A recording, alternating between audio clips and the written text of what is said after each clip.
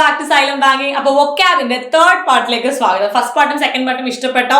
First പാർട്ടും second പാർട്ടും ഇഷ്ടപ്പെട്ടോ ഇല്ലയോ? തേർഡ് പാർട്ട് ഇനി കണ്ടിന്യൂ ചെയ്യണോ വേണ്ടയോ എന്നൊക്കെ ഇതിന്റെ താഴെ വന്ന് കമന്റ് ചെയ്യണം. ഇത് ഇഷ്ടമായോ, ഇനി കണ്ടിന്യൂ ചെയ്യണോ എന്നുള്ള കാര്യങ്ങളൊക്കെ മറക്കാണ്ട് കമന്റ് ചെയ്യാം. സോ ഇന്ന് നമുക്ക് പഠിക്കാൻ പോകുന്നതിന് മുന്നേ നിങ്ങളോട് ഒരു കാര്യം, നിങ്ങൾക്ക് ഞങ്ങളോട് പഠിക്കണം എന്ന് ഭയങ്കരമായിട്ടുള്ള ആഗ്രഹമുണ്ട്, അല്ലെങ്കിൽ ബാങ്ക് എക്സാംസ് ക്ലിയർ ചെയ്യണം, ബേസ് മുതൽ അഡ്വാൻസ് പഠിക്കണം, ഉറപ്പായിട്ടും ജോയിൻ ചെയ്യുക. അഡ്മിഷൻസ് ഇപ്പോഴും ഓപ്പൺ ആണ്. സോ അടുത്തത് എന്താണ്, ഒരാൾ റൂമിൽ ഇരുന്ന് ചിൽ ചെയ്ത് ഫുഡ് കഴിക്കുകയാണ് അല്ലെ. ഒരാൾ റൂമിൽ നിന്ന് ഫുഡ് കഴിക്കുന്നത്. അപ്പം ഇത് ആക്ച്വലി റൂമിനേറ്റ്. അപ്പം റൂമിനേറ്റ് എന്നൊരു വേർഡ് ഉണ്ട്. റൂമിനേറ്റ് എന്ന വേർഡിൽ ഞാൻ കാണുന്നത് റൂമിലിരുന്ന് കഴിക്കുക. റൂമിലിരുന്ന് കഴിക്കുക എന്ന് പറയുമ്പോൾ അവിടെ എന്താണ്, നമ്മൾ ഭയങ്കര കംഫർട്ടായിട്ട് അല്ലെ, നമ്മൾ ഭയങ്കര കംഫർട്ടബിൾ ആയിട്ട് ഒരു സ്ഥലത്തിരുന്നിട്ട് ഭയങ്കര ഡീപ്പായിട്ട് ചിന്തിക്കുകയാണ്. നമ്മൾ റൂമിൽ ഇരിക്കുമ്പോഴാണ് ശരിക്കും പറഞ്ഞാൽ റൂമിൽ ഇരുന്ന് ഫുഡ് കഴിച്ച് നമ്മൾ ഓരോ കാര്യങ്ങൾ ചിന്തിക്കും. ഇത് അങ്ങനെ ചെയ്താലോ, ഇത് ഇങ്ങനെ ചെയ്താലോ. അപ്പൊ റൂമിലിരുന്ന് നമ്മൾ ആഹാരം കഴിക്കുന്ന സമയത്ത് നമ്മൾ ചിന്തിക്കുകയാണ്. സോ അങ്ങനെ ചെയ്യുക. റൂമിലിരുന്ന് ആഹാരം കഴിക്കുമ്പോൾ വി തിങ്ക് അ ലോട്ട്. നമ്മുടെ സ്പേസ് അല്ലേ, നമ്മുടെ കംഫർട്ട് സോൺ അല്ലേ. So to think deeply about something എന്നാണ് റൂമിനേറ്റിന്റെ അർത്ഥം. ഒരു കാര്യത്തെ കുറിച്ച് നമ്മൾ ഭയങ്കരമായിട്ട് ചിന്തിക്കുക. എവിടെ ഇരുന്നിട്ട് നമ്മൾ റൂമിലൊക്കെ ഇരുന്ന് ഫുഡ് കഴിയുമ്പോൾ എന്താ ചെയ്യുക, നമ്മൾ ഒരുപാട് ചിന്തിക്കും. റൂമിനേറ്റ് എന്ന് വെച്ച് കഴിഞ്ഞാൽ ഒരുപാട് ചിന്തിക്കുക. അടുത്ത നോക്കാം. ഹായ്, നല്ല ഭംഗിയുള്ളൊരു നദിയുടെ തീരം, അല്ലെ നദിയല്ല റിവറിന്റെ തീരം അല്ലെ, ഒരു റിവർ. അപ്പൊ ഇങ്ങനൊരു സ്ഥലമൊക്കെ ഒരു ഡേ ഡ്രീം പോലെ ഫീൽ ചെയ്യും. നമ്മൾ ഇങ്ങനത്തെ സ്ഥലത്തൊക്കെ പോയിട്ട് ഊഞ്ഞാലൊക്കെ ഇട്ടിരിക്കുകയാണെങ്കിൽ നമുക്ക് എന്ത് ഫീൽ ചെയ്യും? വിൽ ഡേ ഡ്രീം അല്ലെ. നമ്മളിങ്ങനെ ഊഞ്ഞാലൊക്കെ ആടി ദിവാ സ്വപ്നമൊക്കെ കണ്ട് അങ്ങനെ ഇരിക്കും. It's A place like that. നമ്മൾ ഭയങ്കര കാമായിട്ട് കൂളായിട്ട് ചിൽ ചെയ്യാനായിട്ട് ഉദ്ദേശിക്കുന്ന. അപ്പം ഈ റിവറി എന്നൊരു വേർഡ് ഉണ്ട്. റിവറി എന്നൊരു വേർഡ് നമുക്ക് ഇംഗ്ലീഷിലുണ്ട്.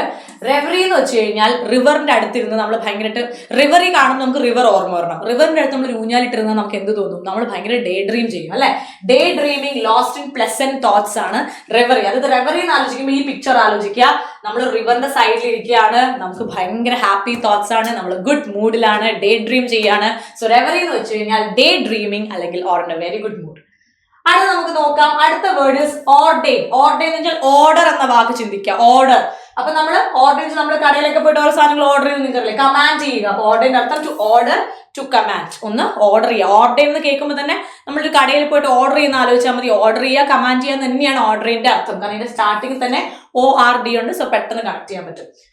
ഇനി അടുത്തത് പ്രോഡിഗൽ. അതായത് ഭയങ്കര പ്രോ ആയിട്ടുള്ള അല്ലെങ്കിൽ ഭയങ്കര പ്രൗഡ് ആയിട്ടുള്ള ഗേൾ. അങ്ങനെയുള്ള ഗേൾസ് എങ്ങനെയായിരിക്കും? എപ്പോഴും നല്ല ഡ്രസ്സൊക്കെ ആയിരിക്കും ഇടുക അല്ലെ.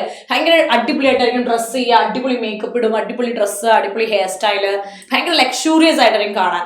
They will be very proud of who they are and they will be very luxurious, extravagant. So prodigal എന്ന word meaning, prodigal എന്ന word meaning extravagant, lavish, spending a lot of money എന്നാണ്. ഒരുപാട് കാശ് കൊടുത്തിട്ട് നല്ല ഡ്രസ്സൊക്കെ ചെയ്ത് നല്ല ലാവിഷ് ആയിട്ട് I am proud of myself എന്നുള്ള രീതിയിൽ പുറത്തേക്ക് പോകുന്നു. So prodigal means proud ആയിട്ടുള്ള ഒരു ഗേൾ. പ്രൗഡ് ആയിട്ടുള്ള ഒരു ഗേൾ എങ്ങനെയായിരിക്കും? എപ്പോഴും ഭയങ്കരമായിട്ട് സ്പെൻഡ് ഒക്കെ ചെയ്ത് ഭയങ്കര സെറ്റൊക്കെ ആയിട്ട് റെഡി ആയിട്ട് വരും. ഇത് ഈ വേർഡ് പഠിക്കാൻ വേണ്ടി മാത്രം പറയുന്നതാണ്. ഇത് പൊളിറ്റിക്കലി ഇൻകറക്റ്റ് ആണെന്ന് പറഞ്ഞാൽ ആരും വരരുത്. This is just for you guys to remember the particular word. Okay, now അടുത്തത് പിഗ്.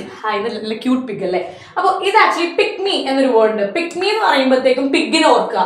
പിഗ് ഭയങ്കര ഷോർട്ട് അല്ലേ കാണാൻ, ഭയങ്കര കുഞ്ഞല്ലേ. അപ്പൊ പിക് മീയുടെ അർത്ഥം അത് തന്നെയാണ്. ഡോർഫ്, അൺയൂഷ്വലി സ്മോൾ പേഴ്സൺ, ചെറുത്, ഡോർഫ് ആയില്ല. പിഗ് എന്ന് ആലോചിക്കാതെ പിക് മീ എന്ന് കാണുമ്പോൾ പിഗിനെ ആലോചിക്കുക. പിഗ് എന്ന് പറയുമ്പോൾ ചെറിയ ജീവിയാണ്. സോ പിക് മീ എന്ന് പറയുമ്പോഴത്തേക്കും നമുക്കറിയാം dwarf for a small person.